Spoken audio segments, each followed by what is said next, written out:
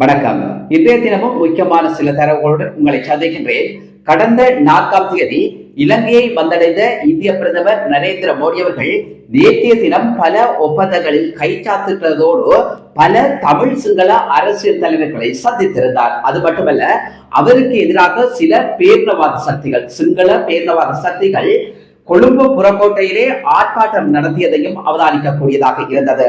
அதே நேரத்திலே இன்றைய தினம் அனுராதபுரத்துக்கு வருகின்ற இந்திய பிரதமர் நரேந்திர மோடி அவர்கள் அனுராதபுரத்திலே மகாபோதி விகாரையிலே வழிபாட்டிலே ஈடுபட்டிருந்ததையும் அவதானிக்கக்கூடியதாக அறியக்கூடியதாக இருந்தது.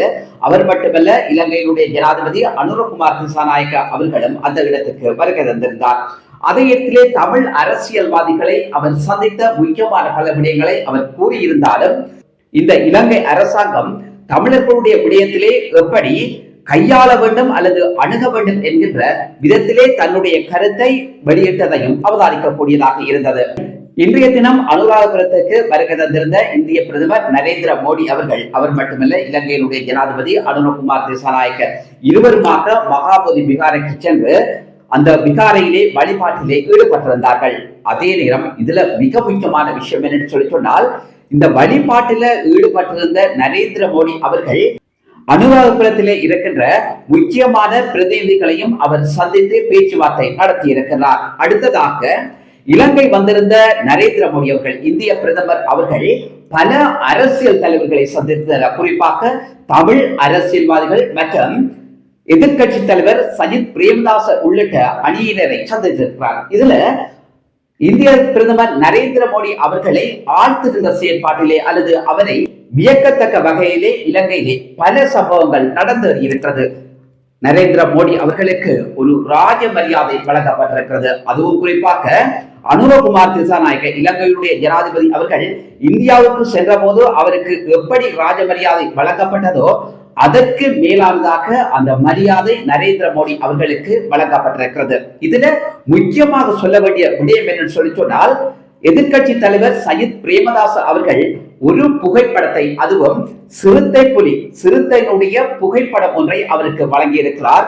அந்த வனத்தை பாதுகாக்கின்ற அந்த புலிக்கு ஒரு கண் தெரியாதா, ஆனால் ஒரு கண் தெரியாத நிலையிலும் அந்த புலிதான் இந்த நாட்டை பாதுகாக்கிறதாம். அந்த புகைப்படம், அந்த பிரேம் போட்ட அந்த புகைப்படத்தை தான் இந்திய பிரதமருக்கு இலங்கையினுடைய எதிர்கட்சி தலைவர் சஜித் பிரேமதாச அவர்கள் வழங்கி இருக்கிறார். இதுக்கு நரேந்திர மோடி அவர்கள் சொன்ன பதில் என்னன்னு சொல்லி சொன்னால், இந்த படத்தை அல்லது இந்த நீங்கள் தருகின்ற இந்த பிரேம் போட்ட அந்த படத்தை நான் பெறதில்லை, மிக்க சந்தோஷம். ஏன்னு சொல்லிச்சா, இந்த புலிதான் இந்த வனத்தை பாதுகாக்கிறது. ஒரு கண் இல்லாட்டியும் இந்த புலி இந்த வனத்தை பாதுகாக்கிறது, இது மிகப்பெரிய ஒரு விஷயம். ஆகவே இந்த படம் பெறுவதில் நான் கொடுத்து வைத்தவனாக இருக்கிறேன் என்கின்ற ஒரு விஷயத்தை அவர் சொல்லியிருக்கிறார். அது மட்டுமல்ல, இன்னைக்கு வடபுலத்துக்கான ரயில்வே பாதையை கூட இலங்கை வந்திருந்த இந்திய பிரதமர் நரேந்திர மோடி அவர்கள் திறந்து வைத்திருக்கிறார். இது முக்கியமான விஷயமாக பார்க்கப்படுகிறது.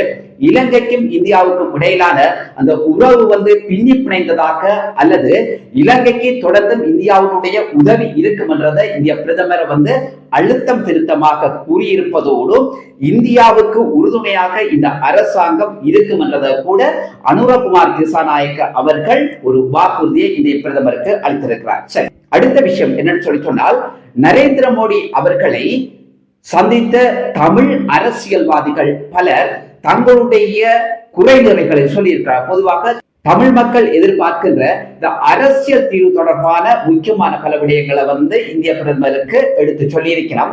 அதே நேரத்தில் அவர் பல விடயங்களை வரவேற்றிருக்கிறார். இதுல இந்திய பிரதமர் சொல்லி இருக்கின்ற முக்கியமான விஷயம் என்னன்னு சொல்லி சொன்னால், 13வது திருத்த சட்டத்தை உள்ளடக்கியதான மாகாண சபை முறைமையை நடைமுறைப்படுத்தி தமிழர்களுக்கான தீர்வை வழங்குவதற்கான ஏற்பாடை இந்த அரசாங்கம் செய்ய வேண்டும் என்கின்ற அந்த கோரிக்கையை இலங்கை அரசாங்கத்தை நோக்கி முன்வைத்திருக்கிறார் இந்திய பிரதமர் நரேந்திர மோடி அவர்கள். நிச்சயமாக இந்தியாவுடைய பல பிரதமர்கள் இந்த 13வது திருத்த சட்டத்தை நடைமுறைப்படுத்தி தமிழர்களுக்கான அந்த அரசியல் தீர்வை வழங்குவதற்கான ஏற்பாடுகளை மேற்கொள்ளுங்கள் என்கின்ற செய்தியை கடந்த காலங்களிலே ஆட்சி செய்த ஆட்சியாளர்களை வலியுறுத்ததையும் அவதானிக்கக்கூடியதாக இருக்கிறது.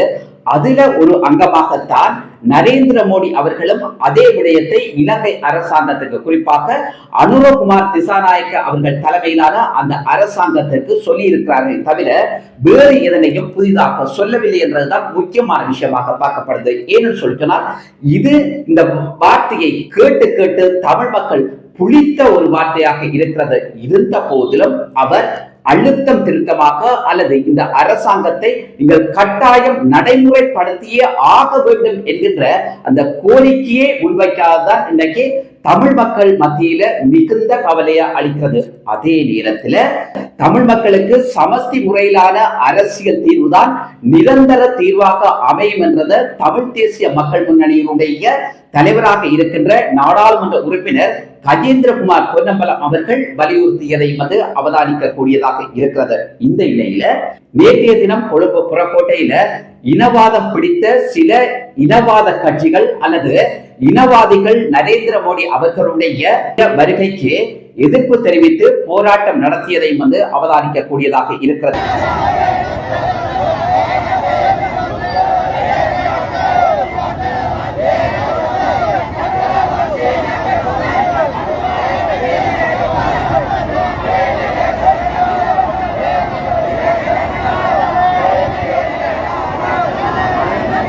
பேரினவாதிகளை பொறுத்தவரையில அவர்கள் இந்த நாட்டுல ஒற்றுமையா ஒருபோதுமே விரும்ப மாட்டனர். அவர்களுக்கு தொடர்ச்சியாக ஏதோ ஒரு பிரச்சனை இருந்தே தேர்விடும். இதுல முக்கியமான விஷயம் சொன்னால் தமிழர்களுக்கு அரசியல் ரீதியாக அல்லது இந்த மாகாண சபை முறைமையிலான இந்த சாதாரண ஒரு தீர்வை வழங்குவதற்கு கூட விருப்பமற்றவர்களாக சில பேரினவாத அரசியல்வாதிகளும் சில பேரினவாத சிங்கள மக்களும் இருப்பதையும் அவதானிக்கக்கூடியதாக இருக்கிறது. அதே இடத்தில் தான் இன்றைக்கு மக்களை குறை சொல்றதுல எந்த விதமான தவறுமே கிடையாது.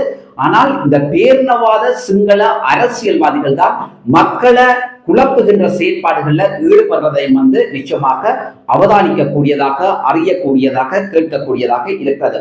இதுல இன்னும் ஒரு முக்கியமான விஷயம் பேசுபொருளாக மாறி இருக்கிறது.